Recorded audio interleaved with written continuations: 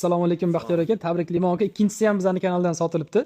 Yana bittasi qoldi. Xudo xolisi buni ham sotib yuboramiz aka. Qanaqa bo'ldi rezultatlar aka? 3 ta uylari bor edi, ikkitasini bizning kanaldan sotdingiz a? Hozir mana shu 3 ta yonma-yon qurilgan edi. Bu o'ng tarafdagi, chap tarafdagi uy ikkalasi sizlarning kanaldan sotildi. Kecha buni ham baraka qildi. Xursand bo'ldim aka. Gap yo'q. Kanalingizda qo'ng'iroqli tinmadi lekin. O'zingiz ham aka reklamaga beryapman deb turib uyni qimmat baholamadingiz. Uyni o'sha narxiga mos baholaganingiz uchun ham yaxshi sotilyapti. Bitta mashinasi qoldi. Xudo xolisi buni ham mana shu hafta sotib yuborishga harakat qilamiz aka. Xudo xolisi. Hammasi Allohdan.